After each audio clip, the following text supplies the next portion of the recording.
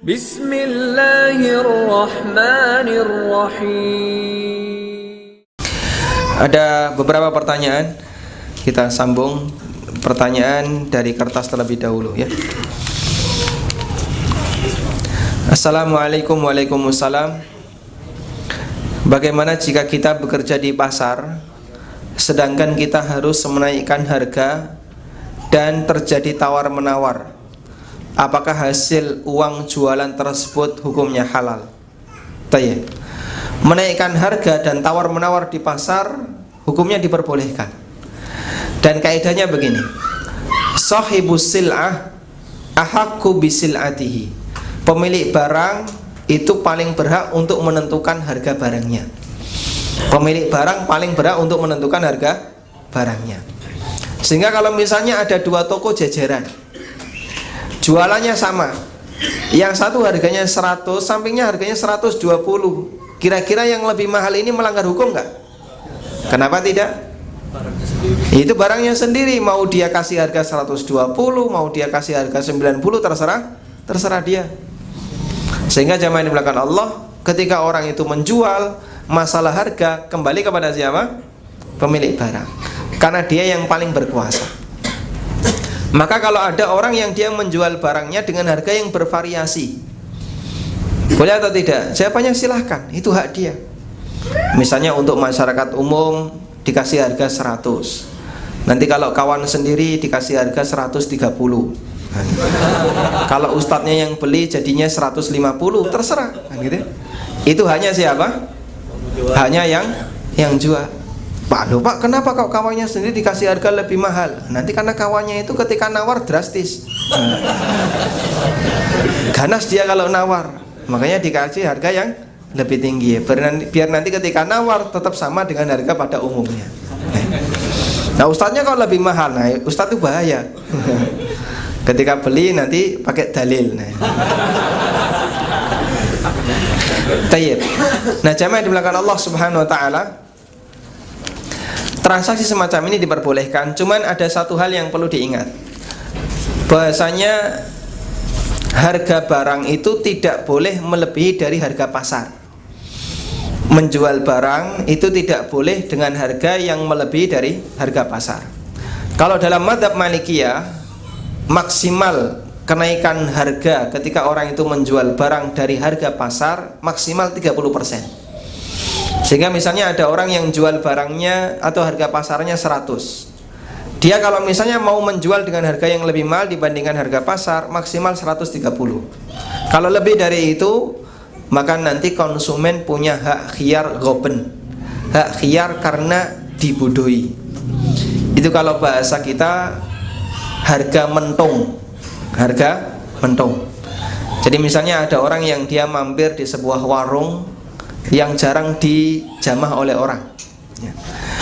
Biasanya warung di tempat wisata. Dia pesan nasi, ayam goreng, sama pisang, es teh gitu ya, sama lalapan. Setelah itu ditotal, selesai makan, nasi 200.000, ayam goreng 400.000, pisangnya 100.000, lalapannya 100.000, es tehnya 300.000, total 1 juta. Ada kayak gitu Pak? Hai, barangkali Anda pernah menjumpai kejadian atau berita seperti itu ya.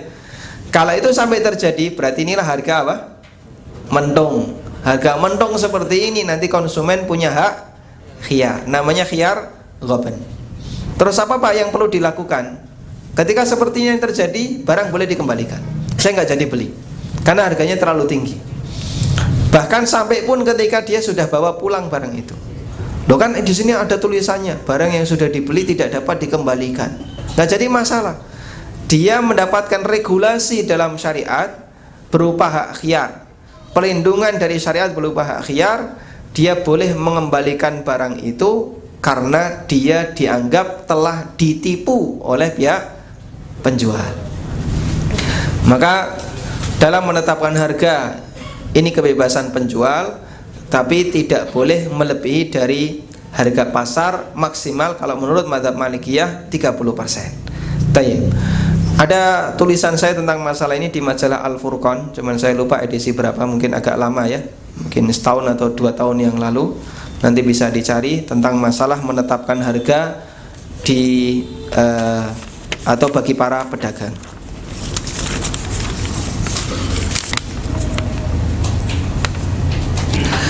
Assalamualaikum. Waalaikumsalam. Alhamdulillah saat ini teman-teman dari kalangan pengusaha maupun karyawan bank sadar akan bahaya riba.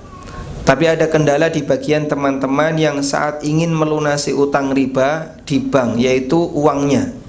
Ingin menjual sesuatu tapi tidak punya apa-apa untuk dijual. Mohon solusinya. Baik. Ini kembali kepada kasus yang tadi telah kita jelaskan panjang lebar.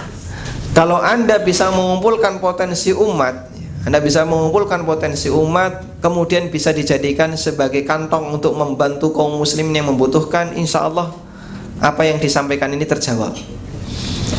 Karena yang namanya utang di bank itu argo riba tidak akan berhenti sampai dilunasi. Sementara orang kalau kemudian ingin nawar, bunganya bisa dipotong.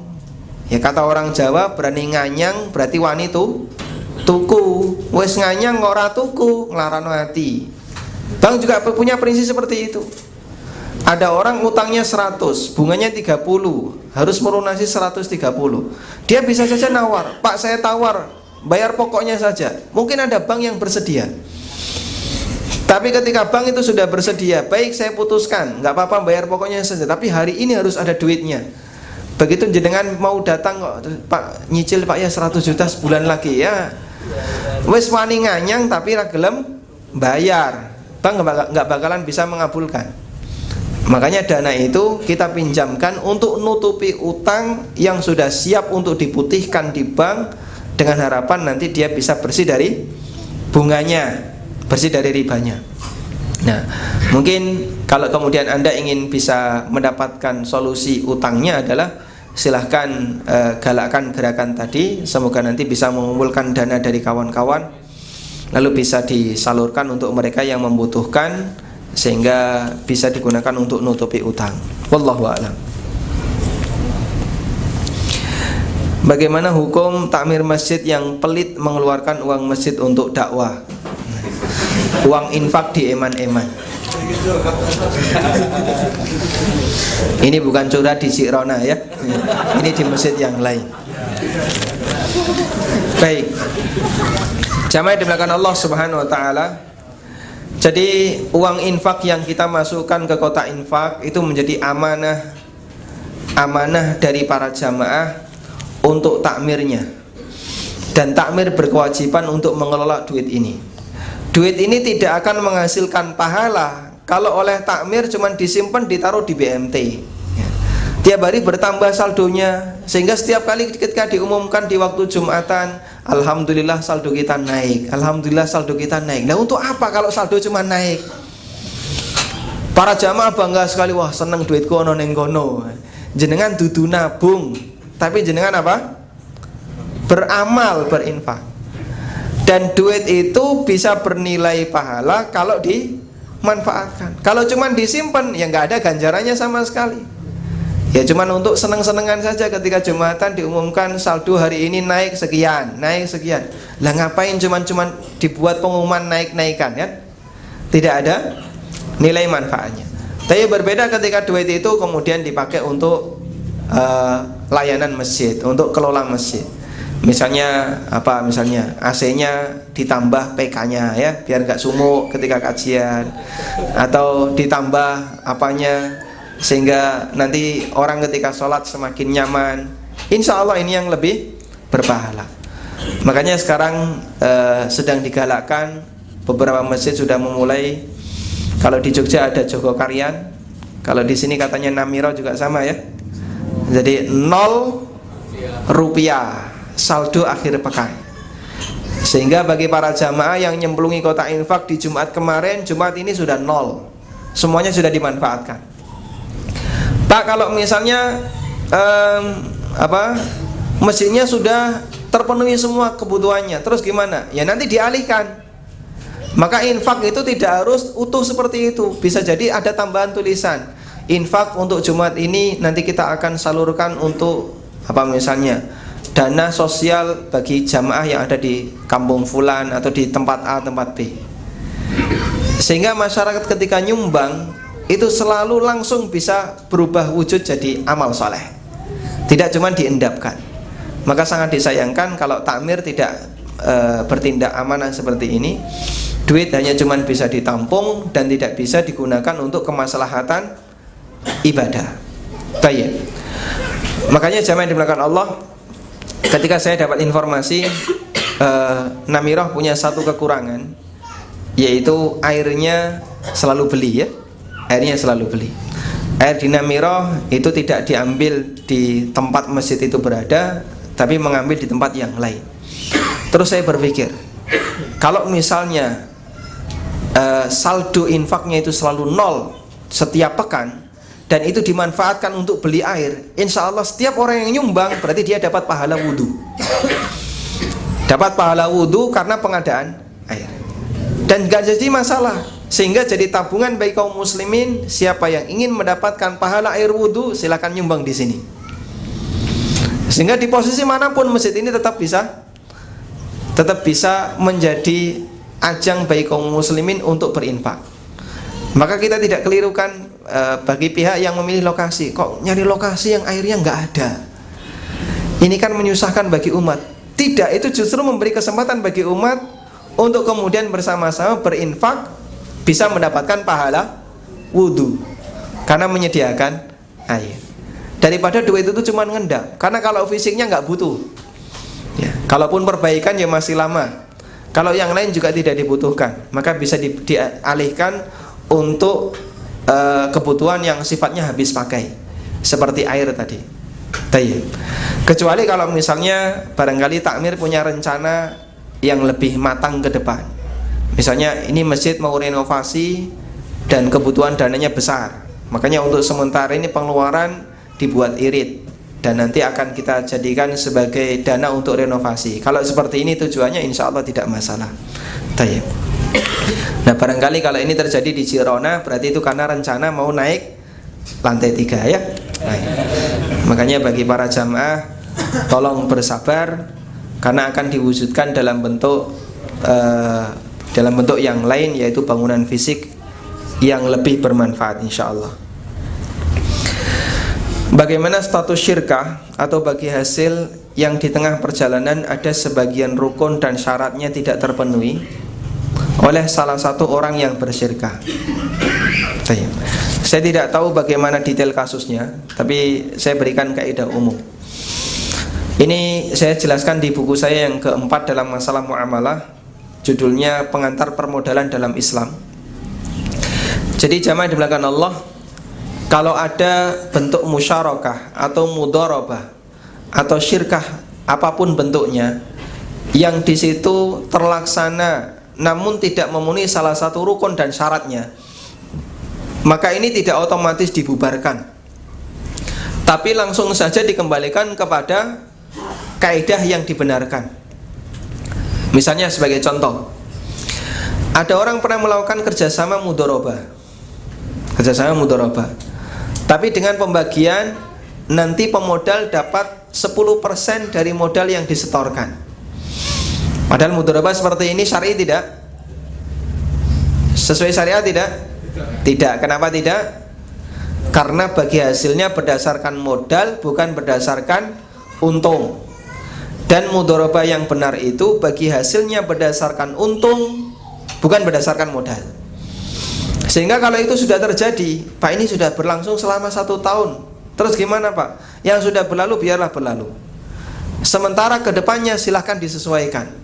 Sehingga pihak pertama dan pihak kedua dikumpulkan, terus buat kesepakatan yang baru yang sesuai dengan aturan syariah. Maka mudharabah yang kemarin juga ada sebagian yang diberikan, sudah dilupakan saja. Sekarang buat aturan yang baru yang sesuai dengan syariah. Kerjasamanya tidak dibubarkan. Baik, cukup dikembalikan kepada aturan.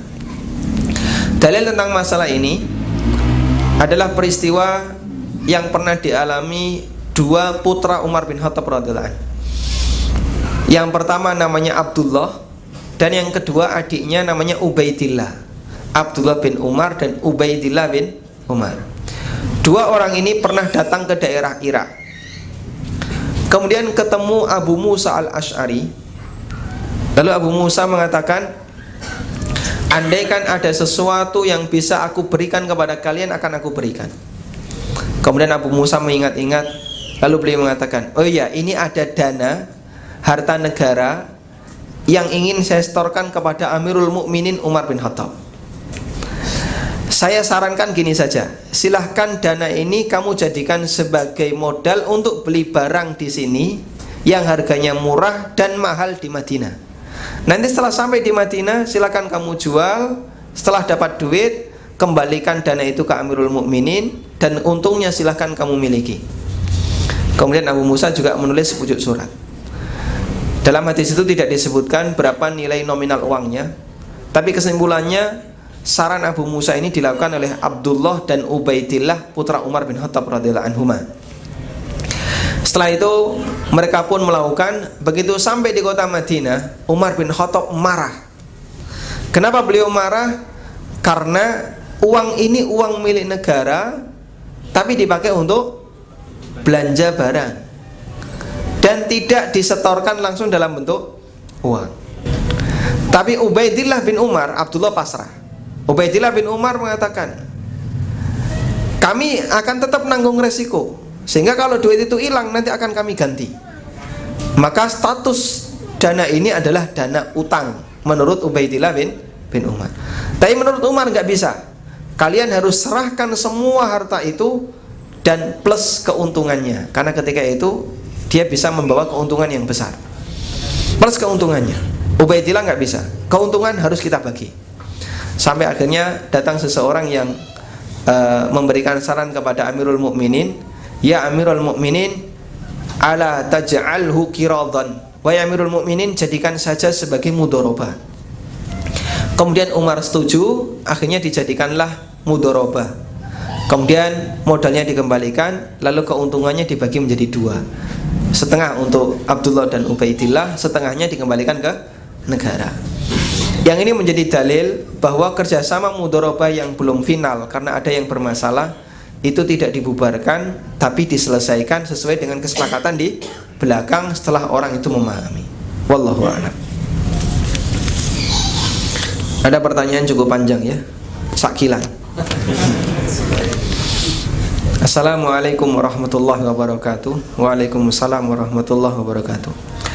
Saya ingin menanyakan mengenai zakat mal. Saya ada usaha toko dan sudah mencapai nisab. Bagaimana cara menghitung zakat malnya? Dengan cara menghitung barang yang ada di toko saya setelah dikurangi utang plus piutang. Yang saya tanyakan, apakah hanya itu saja yang dizakati atau sekalian dengan laba bersihnya?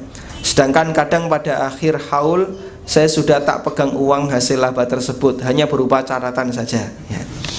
Jadi lihat, mau nyawang tulisannya ra nyawang duite ya. Satu lagi, ada usaha jual tanah kafling. Itu setiap tahun harus saya zakati sampai tanah itu terjual atau bagaimana?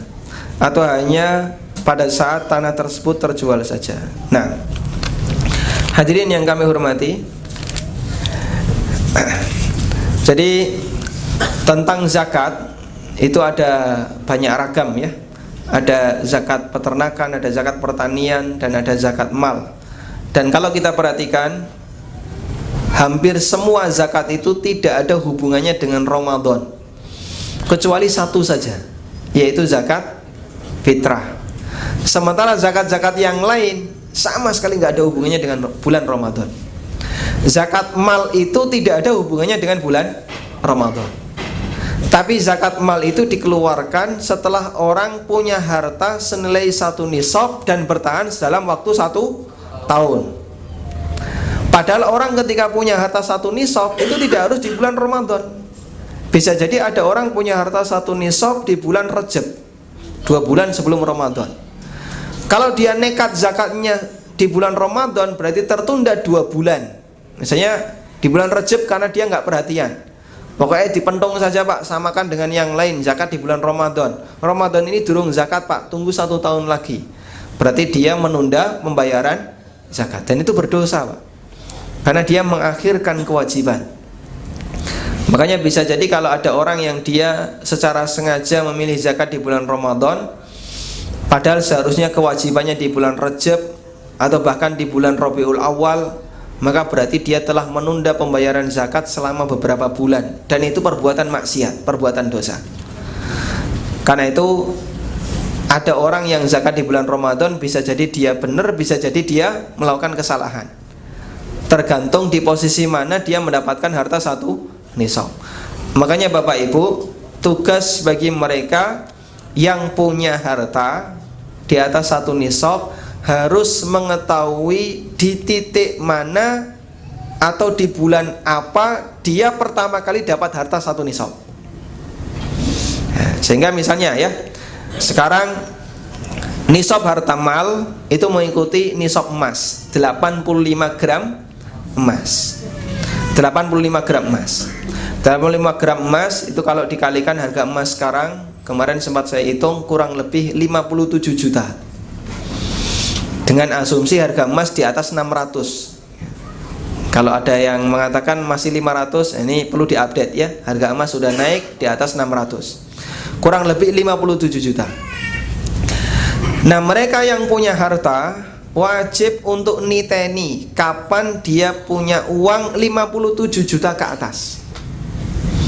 Sehingga misalnya ya, bulan Syawal ini harta dia senilai misalnya 40 juta. Begitu masuk bulan Dzulqa'dah, dia dapat duit sangat gede, misalnya proyeknya jalan, berhasil, akhirnya dia dapat duit 20 juta. Sehingga total berapa? 60 juta. Maka dia pertama kali dapat harta di atas satu nisab di bulan apa tadi? Dzulqa'dah. Titeni bulan Dzulqa'dah, berarti nanti zakatnya setiap bulan Dzulqa'dah. Tahun depan, Dzulqa'dah tahun depan, perhatikan saldonya. Kalau masih di atas 57 juta, zakat 3,5%. Terus zakat berikutnya kapan Pak? Dzulqa'dah tahun depan lagi. Sehingga Dzulqa'dah menjadi bulan zakat bagi orang ini. Nanti orang yang lain bulan zakatnya beda-beda lagi. Makanya seharusnya zakat mal itu bulannya beda-beda, tergantung kapan dia memiliki harta senilai satu nisab. Tayyib. Lah kemudian bagaimana cara menghitungnya? Jamaah yang dimuliakan Allah, zakat mal yang dihitung itu hanya ada 4. Emas, baik yang dipakai maupun yang disimpan, baik yang berbentuk maupun yang cuman seperti kelereng. Ada emas seperti kelereng? Atau yang batangan ya. Yang kedua perak. Yang ketiga uang, baik yang tunai maupun yang ada di tabungan. Dan yang keempat barang dagangan. Yang keempat barang dagangan. Hanya 4 ini saja yang dia mengikuti zakat mal. Sementara aset yang dia tidak berkembang itu disebut dengan malul kinyah. Disebut dengan apa? Mal al-kinyah. Kinyah itu harta yang digunakan untuk kepentingan pribadi dan tidak dikembangkan.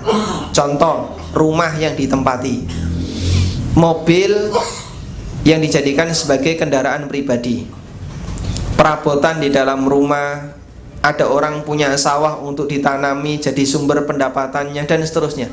Ini semuanya namanya malul kinyah. Dan harta ini tidak wajib dizakati. Walhamdulillah, itu kemudahan dari Allah Subhanahu wa ta'ala. Anda bisa bayangkan, andaikan sawah tanah itu wajib dizakati. Ada orang punya sawah 2 hektar, penghasilan dia hanya murni dari hasil panen sawah ini. Itu mungkin dalam waktu 1 tahun dia cuma punya duit 10 juta, atau bahkan kurang dari itu. Dan itu habis dalam waktu untuk biaya hidup dia dalam 1 tahun. Kalau dia harus zakati 2 hektar ini, bangkrut Pak ya, kolaps dia, gak bakalan mampu. Kenapa? Harga 2 hektar ini misalnya miliaran, berarti zakatnya ratusan juta. Sementara dia cuma punya duit berapa? Puluhan juta. Makanya yang seperti ini, walhamdulillah dalam syariat kita tidak wajib dizakati. Tayyib. Yang wajib dizakati hanya 4 tadi ya. Terus gimana cara ngitungnya? 4 tadi di total. 4 tadi di total. Jika totalnya di atas 57 juta, berarti dia masuk nih nisab. Nah, sekarang bagaimana cara ngitung zakat perdagangan? Untuk zakat perdagangan yang dihitung adalah harga modal ketika zakat. Harga modal ketika zakat atau harga kulak ketika zakat. Contoh, ada orang bakul apa misalnya, bakul helm misalnya ya. Dia atau bakul HP punya counter. Dia kulaan HP. Dari kulaan HP. Ketika bulan Dzulqa'dah dia sudah bayar zakat. Berarti Dzulqa'dah tahun depan dia bayar zakat juga. Nah, pada saat Dzulqa'dah tahun depan dia lihat persediaan atau stok barang yang saat itu ada apa saja. Nah, nanti didaftar ya, HPA, HPB, HPB dan seterusnya. Setelah terkumpul semuanya, terus dilihat harga kulaknya berapa untuk tahun ini, bukan tahun kemarin. Untuk tahun ini bisa jadi naik, bisa jadi turun. Kenapa Pak kok nggak pakai harga jual? Kenapa nggak pakai harga jual? Karena harga jual itu sudah plus keuntungan. Padahal keuntungan ini belum didapatkan nek barangnya durung payu.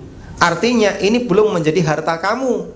Ini calon harta kamu nek barangnya payu. Nek barangnya dimaling ya ora bakalan ono. Gitu ya. Sehingga ketika dia belum laku, maka yang dihitung hanya nilai barangnya, bukan harga jualnya. Dipahami ya? Karena ini belum dimiliki. Sementara harta yang belum dimiliki, ya tidak perlu dihitung zakatnya. Baik. Terus bagaimana dengan utang? Utang dihitung zakatnya kalau belum dibayarkan dan ada uangnya. Kalau belum dibayarkan dan ada uangnya. Contoh, ada orang utang 100 juta. Setelah utang cuman disimpan di dalam rumahnya. Dalam waktu 1 tahun, kalau duit 100 juta ini tidak segera dibayarkan, maka dia harus zakat. Dia harus zakati. Terus gimana Pak? Kan ini duit ini cuma diam saja. Nah biar nggak kamu zakati, ya kembalikan kepada orang yang kamu utangi atau orang yang kamu utang. Serahkan, kembalikan utang itu. Kalau utang itu dibayar di sahur, berarti duit itu sudah bukan lagi milik kamu, sehingga kamu tidak wajib untuk menzakatinya. Ini kalau duitnya ada. Kalau duitnya nggak ada, utang 100 juta terus dipakai beli A, beli B dan seterusnya, sampai duit itu habis. Sehingga dalam waktu 1 tahun orang itu hanya megang duit 10 juta saja. Dan itu pun dipakai untuk nyicil utang sebagian 5 juta. Baik, berarti dia wajib nggak zakat 100 juta tadi? Tidak. Kenapa? Duitnya raono Pak. Apa yang perlu dizakati? Sehingga dana ini tidak dizakati. Kalau ada orang yang utang kemudian muter jadi barang, maka nanti yang dizakati barangnya, bukan nominal utangnya. Kecuali kalau Anda nyekel duit senilai nominal utang itu, segera dibayarkan agar kemudian tidak kena zakat. Pak, apa ini tidak termasuk ngakali zakat? Jawabannya, inilah solusi yang diberikan oleh Amirul Mukminin Utsman bin Affan radhiyallahu anhu. Beliau sebelum nagih zakat, narik zakat, beliau umumkan kepada para sahabat, kaum muslimin, hadza syahru zakatikum. Ini adalah bulan zakat kalian. Faman kana alaihi dain, karena itu siapa yang punya utang, falyuaddi dainahu, maka silahkan dibayarkan dulu utangnya, baru kemudian sisanya dizakati. Sehingga Utsman radhiyallahu anhu ketika mau narik zakat, minta kepada mereka yang punya utang, lunasi dulu utangnya. Kemudian jika dia bayar utang kok duitnya kurang dari 1 nisab, ya sudah gak kena zakat. Tapi duit ini nanti akan dizakati oleh siapa? Penerima utang tadi. Tayyib. Ini cara menghitung zakat untuk utang. Kemudian untuk piutang, berbeda caranya ya. Piutang itu ada 2. Ada piutang lancar, ada piutang macet. Piutang lancar itu bagaimana Pak? Piutang yang gampang ditagih. Contoh piutang lancar di mana Pak? Tabungan di bank itu piutang lancar. Karena hakikatnya ketika orang nabung di bank adalah ngutangi bank. Akadnya qard, utang piutang. Tapi itu piutang lancar, sehingga mau kita tagih kapanpun bank sedia. Tinggal mampir ATM, tarik ATM-nya, beres, rusak nantinya. Tayyib.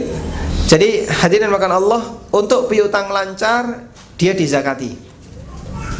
Piutang lancar dizakati, karena dia disamakan sebagaimana duit kita. Kemudian yang kedua, piutang macet.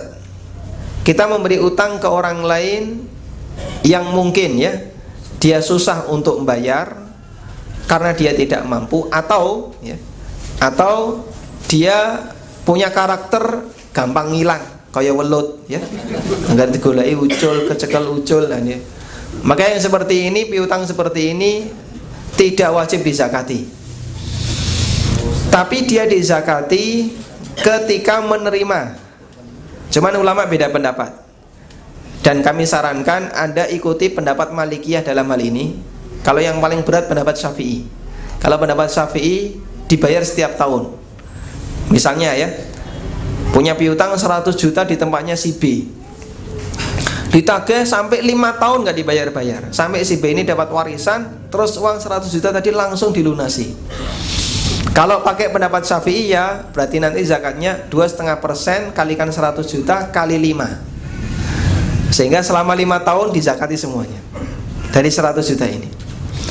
Kalau menurut pendapat Malikiyah cukup dizakati sekali, 2,5% kali 100 juta, sehingga cuma dikeluarkan 2,5 juta.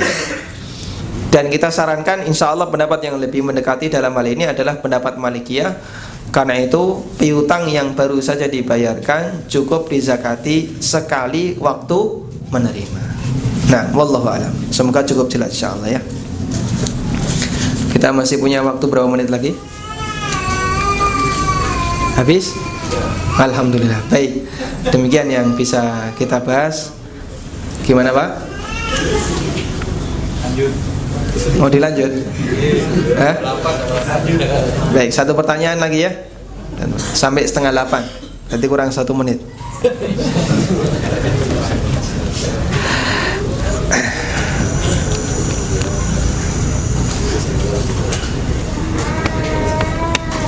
Assalamualaikum. Waalaikumsalam.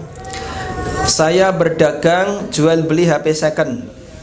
Cuman saya tidak punya tempat atau counter. Jadi saya beli HP second di Tokopedia, lalu saya jual lagi di OLX atau di Tokopedia. Apakah ini diperbolehkan? Dan niat saya beli di Tokped HP second ya untuk dijual kembali ya. Jawabannya diperbolehkan. Cuman begini, Anda belum boleh menjual kembali barang yang Anda beli sampai terpenuhi 2 syarat. Pertama, sudah dibeli. Yang kedua, sudah diterima. Pertama, sudah dibeli. Dengan sudah dibeli berarti sudah dimiliki. Yang kedua, sudah takobut. Takobut itu berarti diterima. Sehingga misalnya Anda beli HP merek X di Shopee. Setelah Anda transfer, barang akan dikirim. Boleh nggak foto di Shopee ini Anda ambil terus Anda jual di OLX? Boleh tidak? Belum boleh, tunggu dulu sampai barang ini tiba dulu di tempat Anda.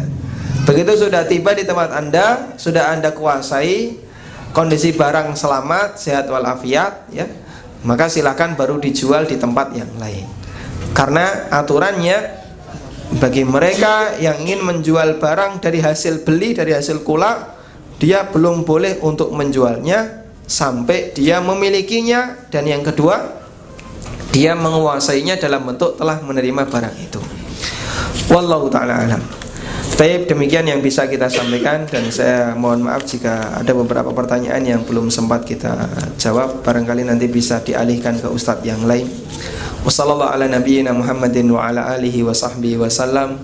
Wa akhiru da'wana alhamdulillahi rabbil alamin.